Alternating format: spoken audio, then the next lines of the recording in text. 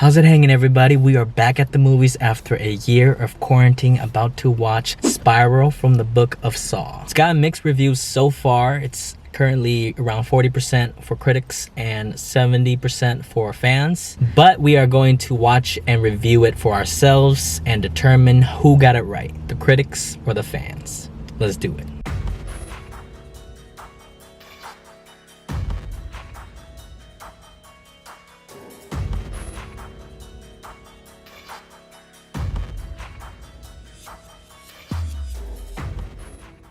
Alright, so just got back from watching Spiral from the Book of Saw, and it was bad.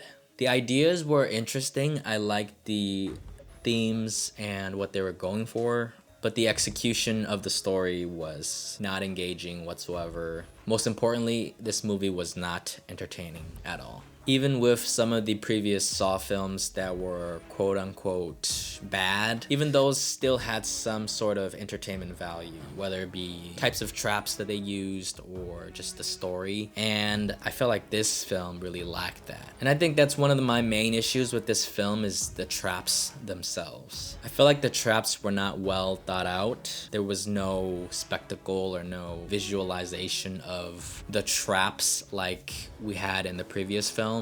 So it made it a lot harder for the viewer to understand how the trap works and how to wrap their mind around how they would get out of it if they were in that situation. And overall, I really thought the traps were just a little bit too basic and too straightforward. So another weird thing that these traps lacked was a clock, which indicates to the person in the trap how much time they had left to complete their task. And for some weird reason, this film didn't have any of that. So I just found that really weird. Like, how would you know what to do and when to do it? Maybe that's why everybody failed. The characters were very plain, very bland.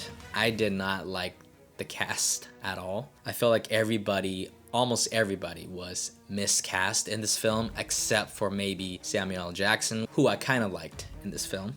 And there was really no depth to any characters. It was literally, this guy's a good cop, this guy's a bad cop, and that was that. There was nothing behind the person, behind the character. In the previous films, when someone gets put into a trap, you sort of understand why they were put there and what they did wrong in life to end up in that situation and how they can become better people in life.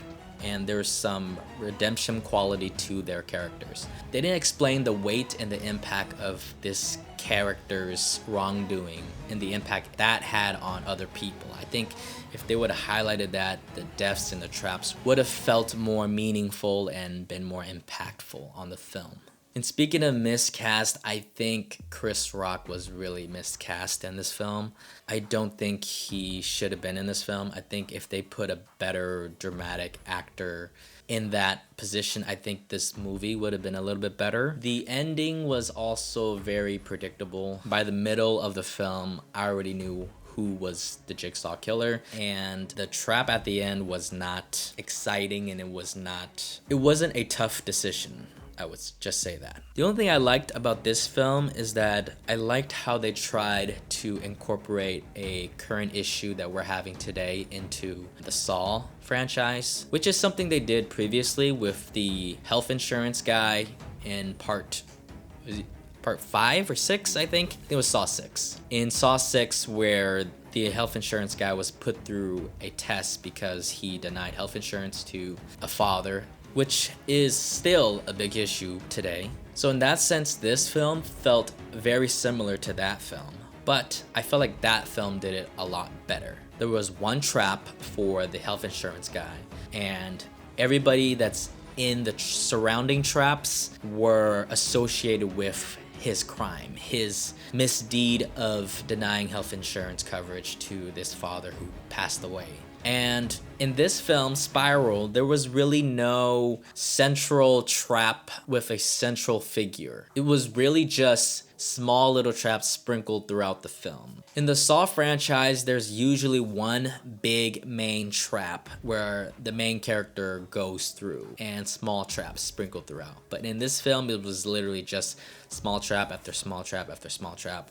And we kind of had that at the end when Chris Rock was put into a trap and he had to go through a couple couple of traps that he wasn't necessarily involved in, but he had to make the decision. And I wish the majority of the film was like that, where Chris Rock needs to decide if these cops are worth saving. I think if they delved into that sort of thinking and sort of decision making that we're thinking about today in today's world, you know, like Chris being a black cop also would be very impactful in how he decides if his, you know, co-workers or his cop buddies should be saved and if they're redeemable. And that was one of the downfalls of this film. I feel like this film had a big opportunity to bring in that race factor and talk about like how the poor and the minorities in this country are treated unfairly by the police. And it could have brought up like how rich people always get away with stuff and everybody else is just left to fend for themselves. And that would have been a bigger hit to viewers and people watching. I would have really liked that idea where Chris Rock is just in a big trap. He has to either save or redeem these, you know, quote unquote bad cops or crooked cops. And, you know, towards the end, maybe there's a lesson where these cops are irredeemable and he has to like overhaul the entire system or something like that. Would have been much better than what we got in this film. I really wanted to like this film because I'm a big fan of the Saw franchise, but unfortunately the critics were right on this one. This is not a good film. I would rate it a 4 out of 10, which is in line with what the critics said at 40%. Well, next week we have Army of the Dead coming out and I will be reviewing that film, so subscribe if you wanna watch some more. And before you leave, do me a big favor and click like if you like this vlog movie review format. If you don't like it, thumb it down and let me know why you don't like it in the comment section down below.